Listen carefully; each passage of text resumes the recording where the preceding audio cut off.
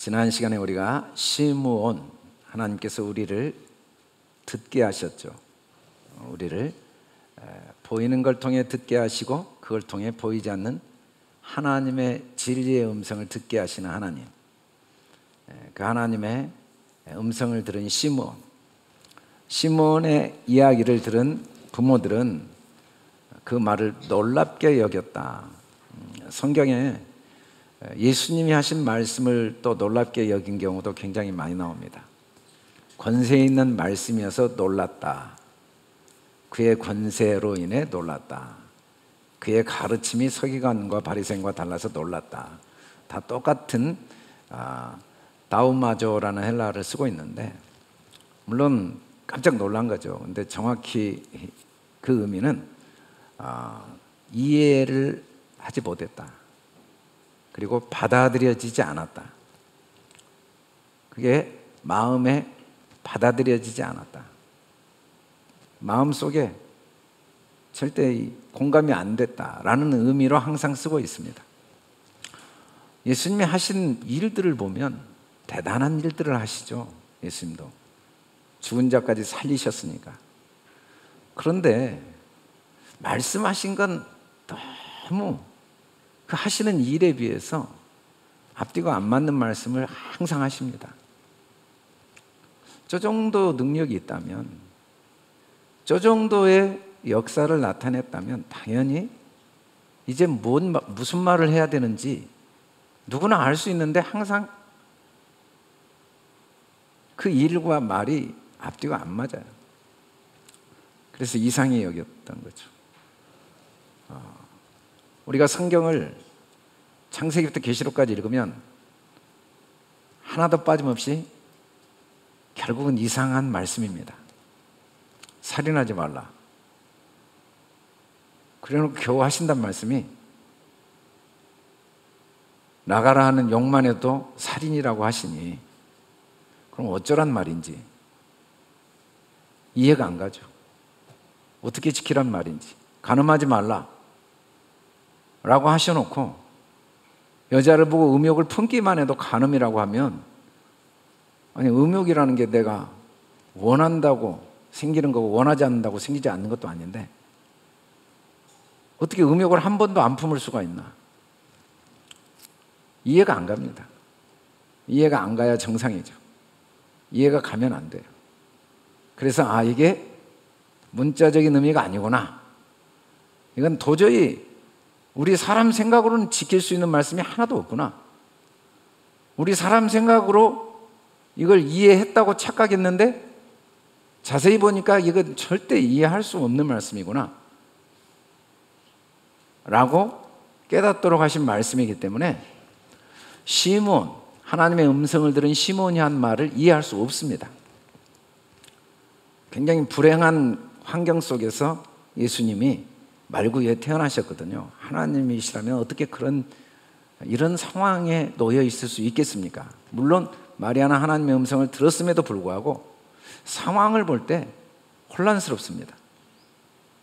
더구나 지금 예수님이 태어난 장소가 말구유일 뿐 아니라 너무 먼 베들레헴까지 와서 아이를 낳아야만 했던 그 과정들은 절대 좋은 과정이 아닌데도 이 아기 예수님이 이방의 빛이라고 하니, 이 아기 예수님 통해 구원을 보았다고 하니 그게 받아들여지지 않을 수밖에 없죠. 이상히 여겨질 수밖에 없죠. 육에 속한 사람은 하나님의 성령의 일들을 받지 아니하나니 이는 그것들이 그에게는 어리석게 보이며 또 그는 그것들을 알 수 없나니 그러한 일은 영적으로 분별되기 때문이라. 이 영적이란 말은 보이는 것 속에 보이지 않는 하나님의 사랑을 성경은 영이라고 말합니다. 보이는 건 하나님의 사랑을 알게 하기 위한 모형과 그림자, 육으로 하나님이 우리에게 주신 거죠. 우리가 느끼는 감정, 우리가 생각하는 생각, 이건 다 보이는 걸 기초로 한 생각과 감정입니다. 그래서 우리 마음속에 떠오르는 모든 생각, 판단, 경험, 감정도 다 육에 속한 거예요.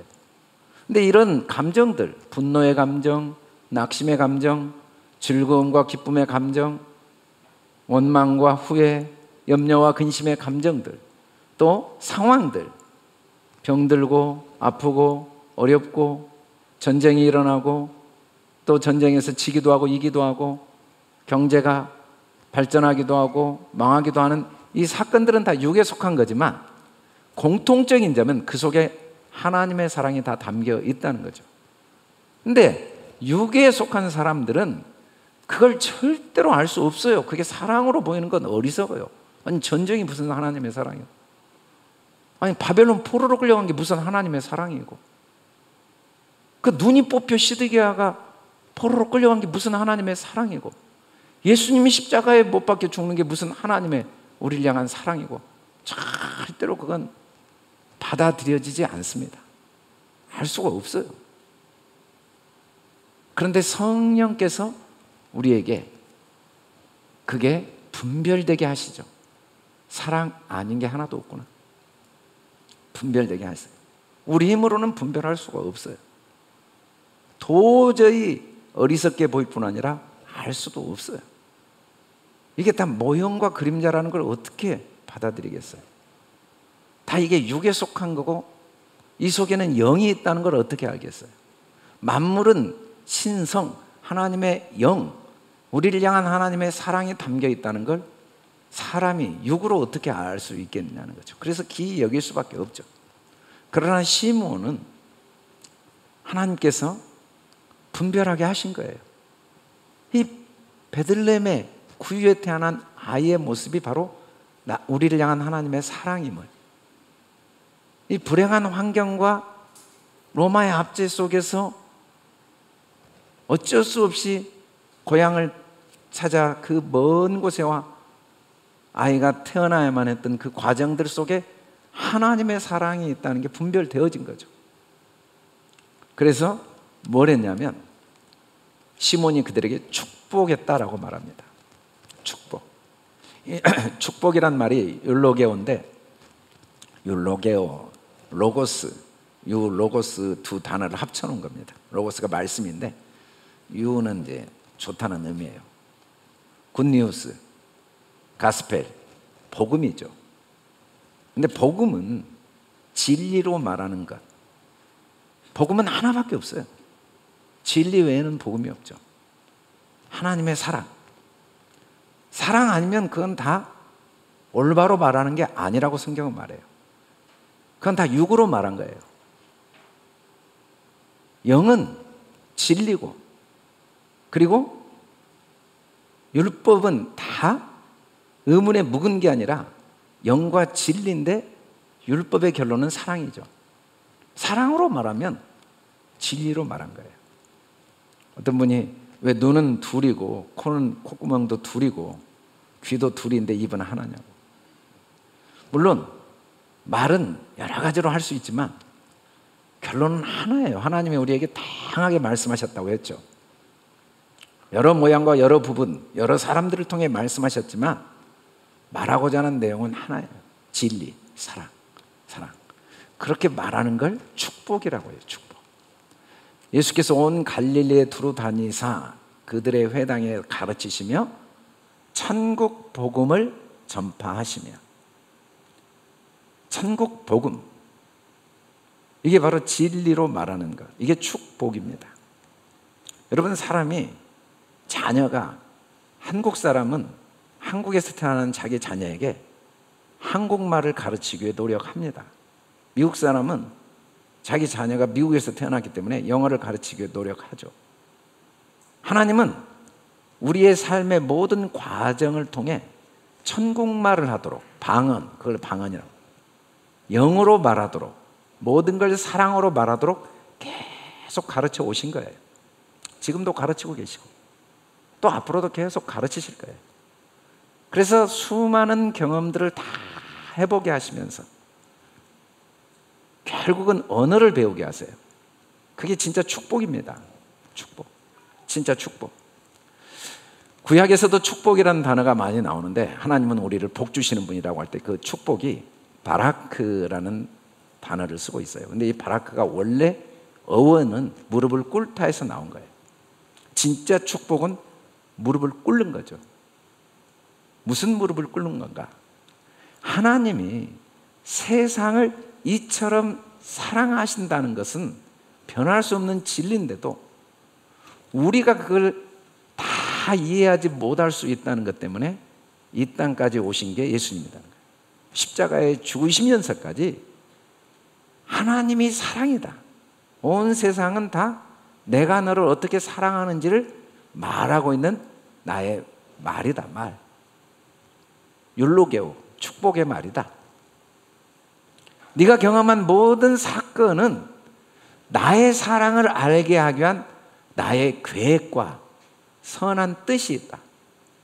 지금 현재 일어나는 세상의 모든 사건 속에는 내가 너를 어떻게 사랑하는지를 이해시키기 위한 나의 섭리가 있다 라는 걸 확증하기 위해서 예수님이 이 땅에 오셨다는 거죠. 그래서 진짜 무릎을 꿇는다는 건 그걸 받아들이는 거예요. 어떤 경우에도 하나님의 사랑이 담겨 있다는 걸 마음으로 받아들이는 게 무릎을 꿇는 거고, 그게 축복이죠. 그게 축복. 하나님은 우리가 복이 되길 원해요. 우리 말이 복이 되길 원해요. 우리 말이 곧 나거든요. 그 말이 내 생각을 담고 있고 그 생각이 내 마음이고 그게 바로 나예요. 사람들은 경제적인 어떤 성공을 경험하면서 복을 경험하기도 합니다. 육체의 병이 나았으면서 복을 경험하기도 해요. 내가 계획한 일들이 목표대로 잘 성취되는 걸 보면서 복을 경험하기도 하지만 하나님은 그것을 복으로 주신 건 아니에요. 그건 복의 그림자예요. 우리 생각과 말이 항상 진리로 바꿔서 내가 복이 되기를 원해요. 무엇에 의해서 좌우되는 사람이 아니라 나 자체가 복이 되는, 내 언어가 복이 되는, 항상 사랑에 무릎이 꿇어져서 율로게오, 항상 내가 복을 말하는. 시몬은 부모들이 시몬이 한 말을 기이 여겼다 할지라도 할 수 있는 말은 축복밖에 할 수 없어요. 왜냐하면 본인 자체가 복이 되었기 때문에. 하나님은 아브라함을 복이 되도록 하시겠다고 약속했어요. 그 하나를 위해 100년 동안을 어떻게 인도하셨는가를 성경에 기록해 놓으셨죠. 하나님은 우리 삶이 내가 복이 되어서, 내가 복이 되면 가정에서 아내에게 내가 복을 말하지 않을 방법이 없어요. 남편에게 복을 말하지 않을 방법이 없어요. 자녀에게 복을 말하지 않을 방법이 없다고요. 세상 어디를 가든지 복을 말하지 않을 방법이 없어요. 근데 내가 복이 안 되면 항상 선악으로밖에 말을 못해요. 너는 옳고 너는 그러다. 그러면 율법을 한번 봅시다.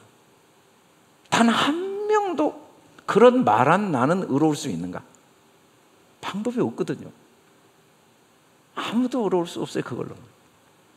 근데 내가 복이 돼버리면 어떤 상황과 사건 속에 하나님의 사랑이 발견되고 말하는 복이 되면 아무리 사람들이 기이 여기고 아무리 사람들이 이해를 못해도 내가 할 수 있는 말은 복밖에 없어요. 내가 복이니까. 하나님은 우리가 천국 언어, 천국 말을, 왜냐하면 우리가 하나님의 자녀니까. 부모는요, 자기 자녀가 한국 사람은 한국말 하도록 끝까지 가르칩니다. 미국 사람은 미국말 하도록 끝까지 가르쳐요. 자기 자녀니까. 하나님은 우리가 천국말을 하도록, 천국 복음을 말하도록 끝까지 가르쳐요. 항상 사랑에 무릎을 꿇도록, 어떤 경우에도 그 속에 하나님의 사랑을 발견하고 이야기하는 사람이 되도록 돕기 위해서 우리의 삶의 여러 경험들을 허락하셨다고 성경이 말씀하고 있는 거죠. 그래서 축복하는 사람, 예수 그리스도께서 이 땅에 오신 건 우리를 축복하는 사람이 되게 하시는 그 하나님의 열심을 보이신 거죠. 오늘 우리가 본 영상에도 에제르 에드먼드라는 이 분도 주일학교를 섬기고 100편 이상의 찬송시를 지으신 분인데, 찬송시를 짓게 된 배경이 보니까 그 학생들이 화를 내고 대들다가 지붕에 있는 그 자재로 때려가지고 6개월 동안을 병원에 누워서 얼마나 마음의 분노와 증오가 가득했습니까? 근데 거기에 그 병실에 흑인 간호사가 청소부인데 너무 행복하게 청소하는 모습을 보고 뭐가 그렇게 행복하냐고 그랬는데, 이분이 나에게 닥친 어려운 형편과 처제를 찬송으로 바꿀 수 있는 힘을 주님께서 주셨으니 즐거울 수밖에 없다고 이야기한 거예요. 이분이 복이 되어 있으니까, 물론 형편은 어렵지만, 처지는 어렵지만 자기 자신이 복이 되어 있으니까 자기가 복을 이야기하고 할 수밖에 없었죠. 그 이야기를 듣고 에드먼드도 하나님의 복이 그 안에 임하는 경험을 하게 됩니다. 외적으로는 흑인이고 청소부에 불과하지만 자신이 복이 되어버리니까 어디를 가든지 복을 말하지 않을 수가 없게 된 거죠. 하나님은 우리 한 사람 한 사람이 가정에서 부부의 여러 갈등과 다툼과 오해와 상처와 아픔들의 과정을 통해 계속 언어를 천국 언어, 축복하는 사람이 되도록 쉬지 않고 도와오신 거예요. 세상에 크고 작은 많은 일들이 일어납니다. 우리가 원컨 원치 않건 갈등이 있고 다툼이 있고 전쟁이 있고 기근이 있고 코로나로 인한 경제적인 어려움이 있고, 근데 하나님은 그 상황들을 통해 계속 우리를 축복하는 사람, 천국 언어로 말하는 사람으로 우리를 양육하고 계세요. 그게 진짜 복이니까. 내 말이 바뀌는 것이 진짜 복이에요. 환경이 중요한 게 아니라는 거죠. 상황은 다 도구들이지 그 자체가 복이 될 수 없다는 거죠. 하나님은 우리를 이렇게 축복하시는 분이신데, 진짜 축복은 말이 바뀌는 건데, 어떤 경우에도 진리로 말하는 사람, 사랑에 굴복하는 사람, 그 속에 하나님의 사랑이 있다고 내가 마음을 굴복시키는 사람으로 우리를 바꾸시는 게 하나님의 목표인데, 그 일이 어떻게 이루어지냐면 패하게 하고 흥하게 합니다. 패하거나 흥하게라고, 패하거나라고 번역을 했는데 정확한 의미는 패하게 하고 흥하게. 우리가 천국 언어를 배우기 위해서는 반드시 먼저 패해야 돼요. 다른 방법이 없어요. 씨가 열매를 맺기 위해서는 반드시 땅에 떨어져 죽어야 돼요.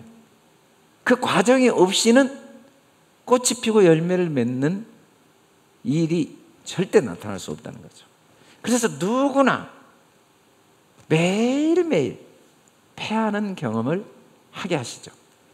패하다라는 말이, 이 프토시스는 완전히 부서뜨려 버리는 겁니다. 완전히 무너뜨려 버리는 거예요. 그냥 흔적 없이. 하나님께서 예레미야 선지자를 택하셔서 이런 말씀을 하세요. 내가 내 입에 내 말을 너에게 주었다. 그럼 하나님 말씀을 그에게 주어서 하는 일이 뭐냐면, 보라, 내가 오늘 너를 여러 나라와 여러 왕국 위에 세워. 바로 우리 한 사람이 여러 나라와 여러 왕국입니다. 우리는 수많은 나라와 수많은 왕국이 우리 안에 꽉 채워져 있어요. 내가 왕이고 내가 나라고. 너무너무 왕이 매일매일 바뀌어요.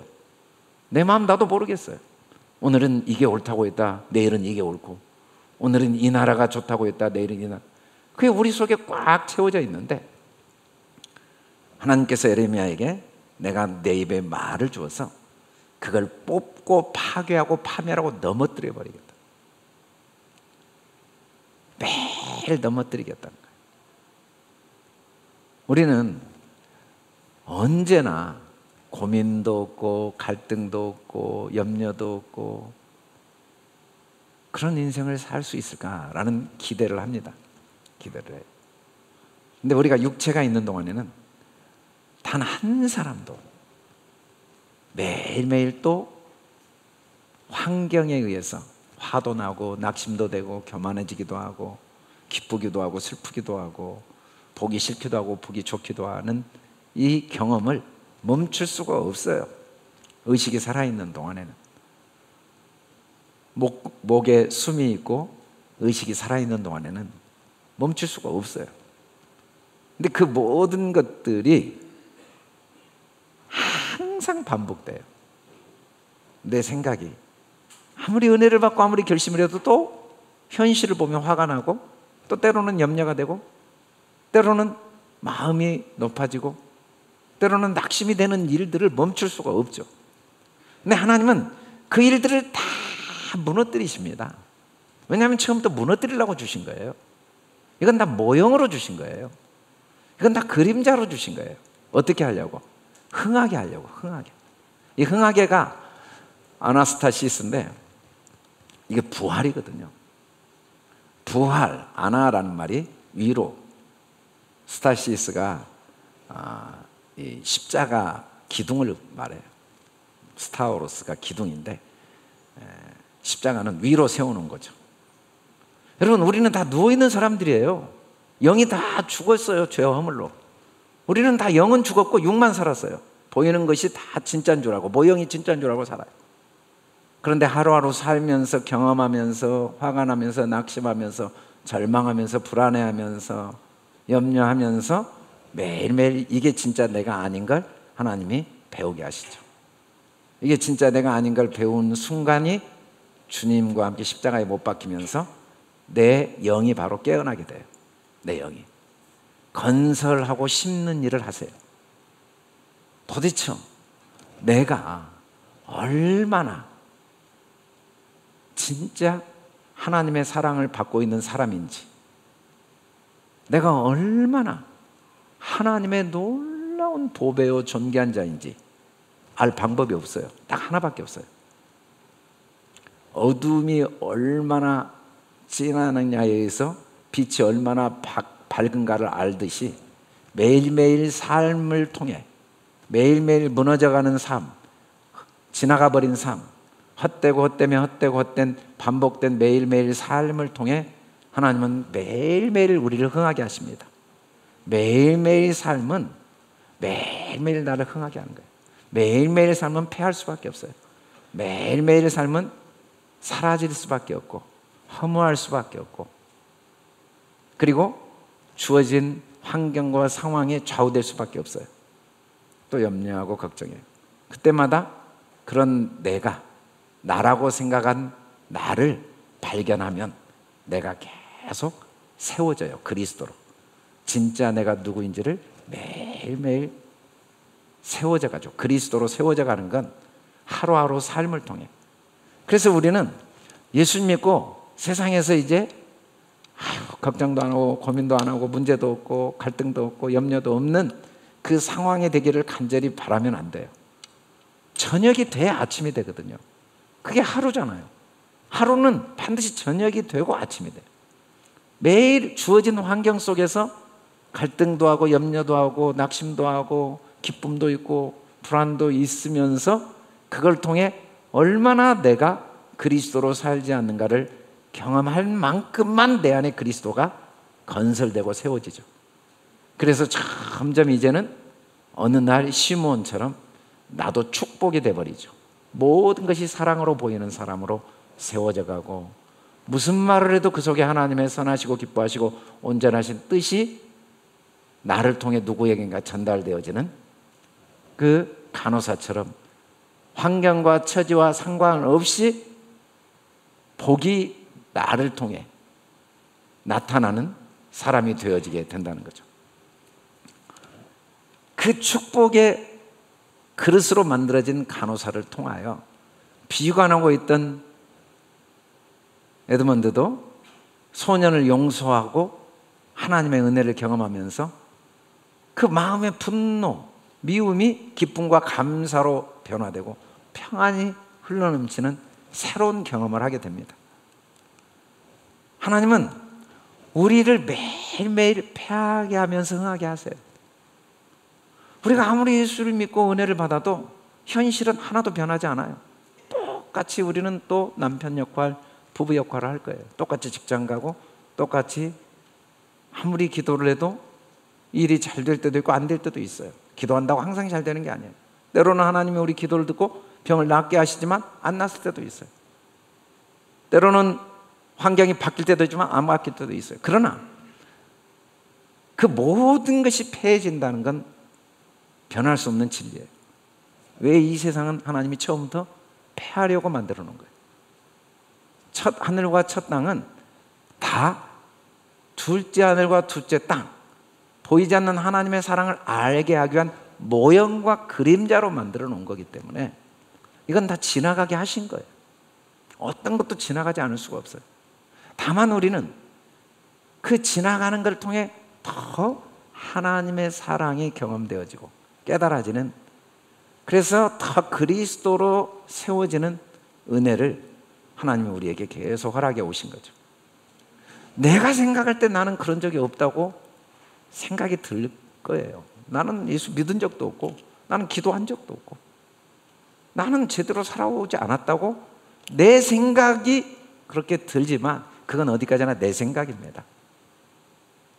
내 생각과 상관없이 하나님은 모든 사람을 사랑하시고 그의 방법대로 각 사람을 인도해 오시고 또 지금도 인도하고 계세요. 주님이 그렇게 우리를 인도하심을 확증하시기 위해서 비방을 받는 표적으로 세움받았다. 이 아기 예수님이. 예수님 십자가에 못 박힐 때 사람들이 네가 그리스도가 아니냐라고 비방해요. 그리스도죠. 근데 비방을 받는 거예요. 이 비방을 받으신 예수님이 주와 그리스도가 실제로 되시죠. 십자가에 못 박혀서 죽으신 예수님이 부활하셔서 주와 그리스도가 실제로 되시죠.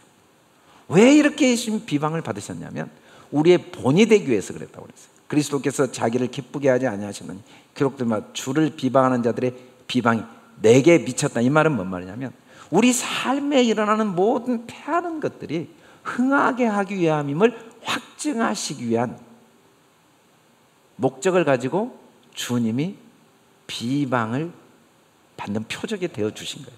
그래서 우리는 십자가를 통해 의심할 수가 없어요.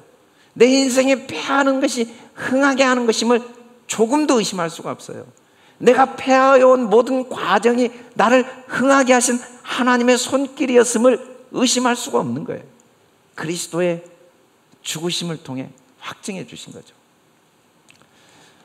우리 같이 한번 35절을 같이 한번 읽어봅시다. 시작.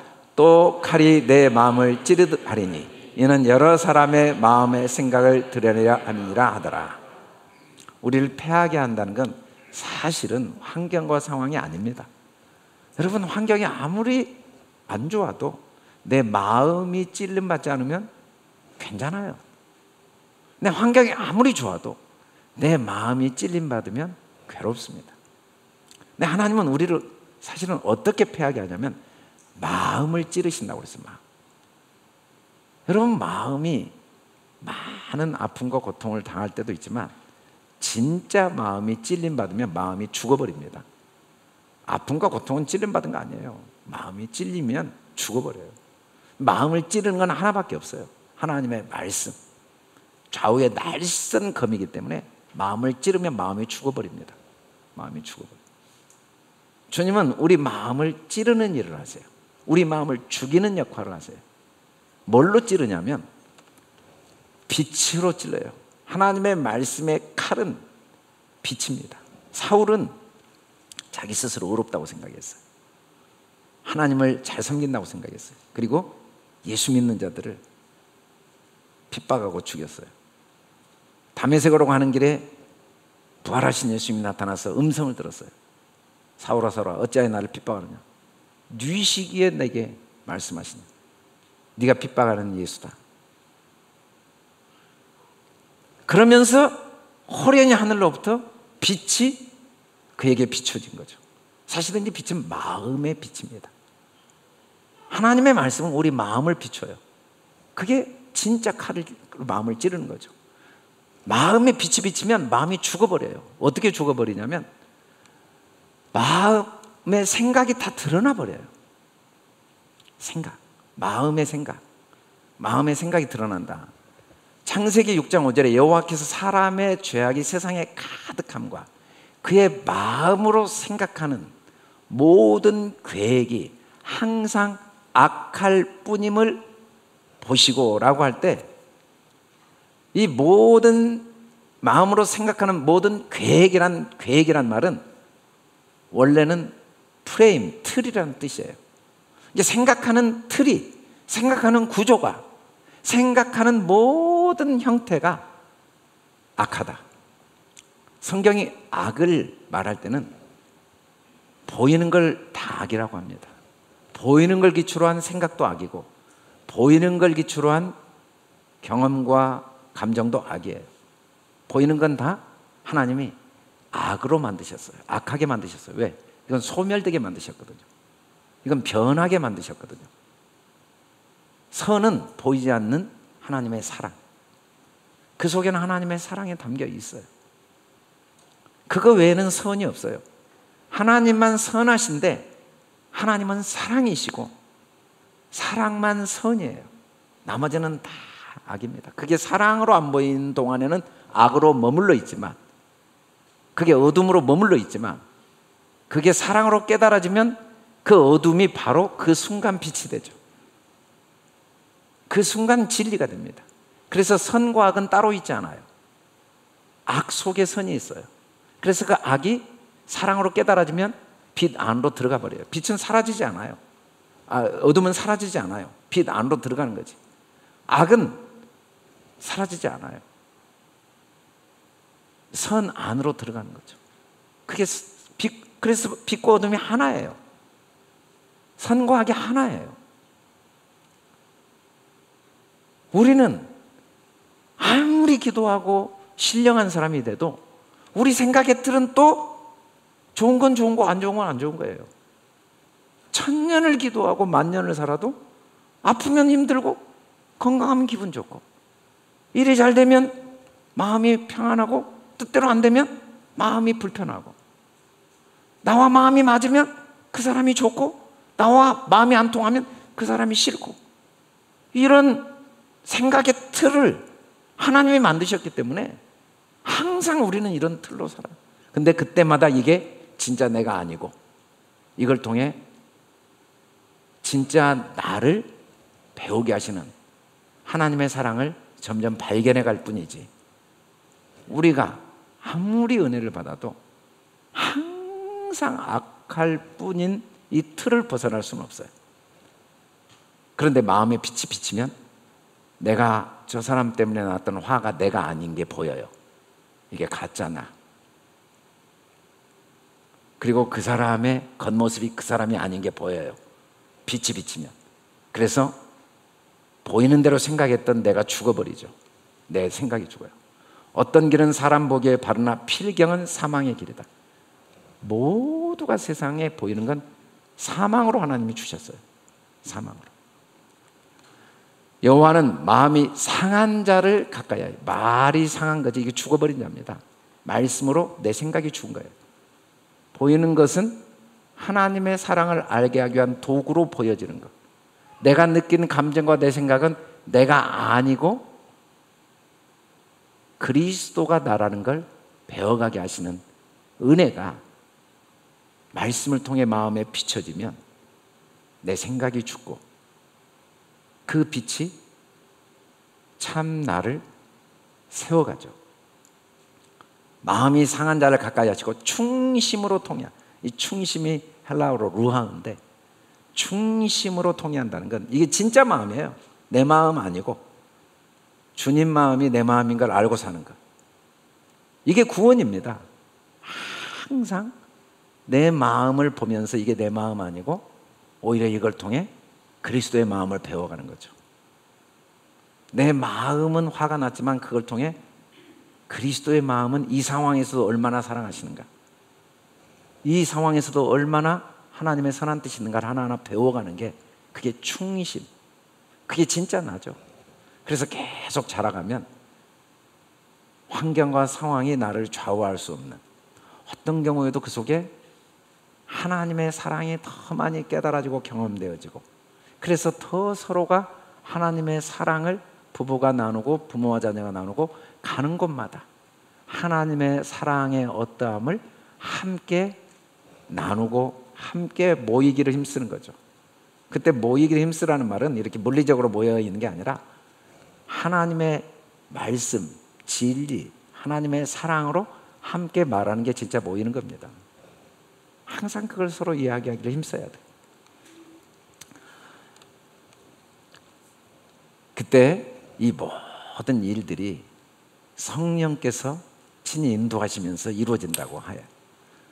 우리가 할 일은 사모하는 영혼에게 만족을 주시고 줄인 영혼에게 좋은 것으로 채워주신다고 그러는데, 이때 영혼은 우리 삶입니다. 우리 삶은 사모하는 거예요. 우리 삶은 줄인 거예요. 뭘? 더 하나님의 사랑을 배우고 싶고 더 깨닫고 싶은 거예요. 우리는 세상을 사는 게 아니에요. 우리의 주어진 환경과 상황은 바꿀 수 없지만, 내가 청소부라는 환경은 바꿀 수 없지만, 내가 흑인으로 태어났다는 건 바꿀 수 없지만, 그 속에서 어떤 하나님의 나를 향한 사랑이 있는가를 배우고 싶은 간절한 사모하는 마음, 더 하나님의 사랑이 내게 깨달아지기를 원하는 줄인 마음으로 하나님은 우리를 계속 인도해 가세요. 여러분, 야, 저 정도 돈 벌면 걱정 없겠지, 저 정도 모든 환경이 잘 이루어지면 걱정 없겠지. 무슨 걱정입니까? 걱정이 하나도 없겠네요. 우리 아시는 목사님들은 저한테, 목사님 걱정이 하나도 없겠네요. 애들 다 결혼시켜서. 아무 상관없어요. 걔들 결혼한 거하고 내 걱정하고 무슨 관계가 있어요. 그분 착각이에요. 저는 매일 똑같이 걱정해요. 돈 없는 사람은 돈 있는 사람 가서 물어보세요. 걱정 없는가? 똑같아요. 아픈 사람, 건강한 사람 가서 물어보세요. 건강하신 분들 걱정 똑같이 걱정해요. 결혼하는 사람은 결혼해서 걱정하겠다. 이제 아이고 결혼해서, 결혼한 사람 가서 물어보세요. 왜냐하면 모두에게 하나님은 사모하는 마음, 줄인 영혼을 계속 주시는 거예요. 매일 삶을 통해 더 하나님의 사랑을 알고자 하는 소원을 갖도록 성령께서 우리를 돕고 계세요. 우리는 열심히 사는 목적이 언젠가는 마음이 걱정이었겠지, 언젠가는 내 마음이 평안하겠지, 언젠가는 내가 자유롭겠지 라는 목표를 향해 열심히 살아보시는데, 그 솔로몬이 다 얻어도 없어요. 세상에 계속 하나님은 우리를 줄이게 하세요. 어제 우리 저스틴 목사님 오셔서 설교하시면서 그런 이야기를 하시더라고요. 음식을 많이 먹으면 배가 부르는데 말씀을 많이 먹으면 더 줄인대요. 말씀을 많이 먹으면 더 사모하게 된대요. 말씀을 계속 먹으면 더 진리를 알고 싶고 더 하나님의 사랑을 알고 싶고, 삶은 매일매일 그 속에 어떤 하나님의 사랑이 담겨 있다는 확신 가운데 그걸 알고자 하는 소원을 가지고 매일매일을 살아간다는 거죠. 바울이 전에는 비방자요, 박해자요, 폭행자라고 고백한 이 고백은 자기를 비방한 겁니다. 자기를 폭행한 거예요. 자기를 박해했어요. 여러분, 우리가 누군가가 화가 나고 미웃잖아요. 누군가에게 말로 비난하잖아요. 누군가 마음을 아프게 하잖아요. 그건 다 하나님이 네가 너를 어떻게 대하고 있는가, 네가 하나님을 어떻게 대하고 있는가를 알게 하는 도구에 불과해요. 하나님이 나를 어떻게 사랑하시는가를 안 만큼, 얼마나 내가 보배롭고 존귀한가, 내가 생각한 생각이 내가 아니고, 내가 살아온 삶이 내가 아니고, 그건 다 얼마나 나를 하나님이 사랑하시는가를 알게 한 도구이고, 내가 그리스도이고, 내가 보배이고, 하나님이 나고 내가 하나님이고, 그가 내 안에 있고 내가 그고, 내가 얼마나 하나님의 사랑 덩어리인가를 알게 되면 남을 비방하지 않아요. 나를 비방하지 않으면 그 사람 때문에 화가 났던 게 깨달아지는 거예요. 이게 내 죄구나. 생각이 바뀌면 그 사람에 대한 화가 없어져요.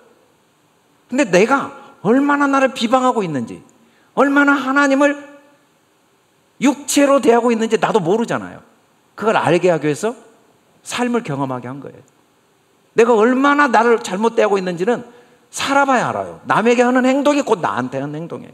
근데 내가 나에 대한 생각이 바뀌면 저절로 남에 대한 생각, 말도 바뀌게 되죠. 그래서 항상 소망이 보여요. 내게도 항상 소망이 넘쳐요. 지나온 삶이 다 하나님의 사랑을 알게 한 과정임이 깨달아져서 감사로 바뀌고, 앞으로의 삶은 또 다른 하나님의 사랑을 경험하게 하기 위한 하나님의 계획 때문에 소망이 넘치고, 그래서 오늘이라는 시간도 소망 가운데 하나님의 사랑에 목마른 마음으로 살게 하시는 그 일을 성령이 우리에게 계속하고 계시죠. 학생 때문에 어려움을 겪었는데 더 깊은 주님을 만나서 이전에 경험하지 못한 찬송시를 쓰게 되잖아요. 주 안에 있는 나에게, 이것도 이분이 썼는데 100곡 이상을 썼는데, 그리고 나중에는 무이탁 아동집의 교장으로 섬기면서 평생을 어린아이를 섬겼다고 그랬어요. 성령님은 우리를 가장 좋은 방법으로 인도하고 계세요. 지금까지 가장 좋은 길로 인도해 오셨어요. 인정이 안 되지만, 나는 잘못 살아온 것으로 착각되지만 각 사람을 하나님이 가장 좋은 길로 사실은 인도해 오신 거예요. 지금 내 모습이 마음에 안 들어도 주님이 가장 좋은 길로 인도하고 계시고 앞으로도 인도하실 거예요. 내 생각 때문에 그게 안 받아들이는 거예요. 근데 진리의 말씀 속에서 보면 완벽하게 비교할 게 없어요. 누구는 목사님은 아니에요. 각 사람을 동일하게 주님이 사랑하세요. 하나님은 모두를, 부모 마음은 똑같아요. 10손가락 깨물어서 안 아픈 손가락 없어요.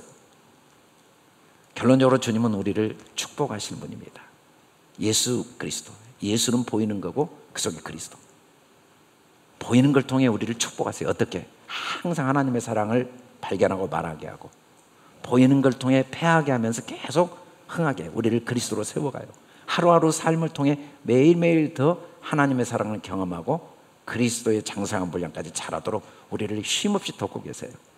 그래서 우리 마음과 생각이 항상 성령의 인도함을 받도록, 어떤 경우에도 보이는 것에 인도함을 받지 않고 소망 가운데 하나님의 사랑을 더 발견하고 경험하는, 사모하는 영혼, 주린 영혼으로 살도록 우리를 축복하시는 이 하나님의 축복이 가정마다 또 여러분의 삶 속에 이 한 주일에도 넘치게 될 줄 믿습니다. 우리 다 같이 일어나서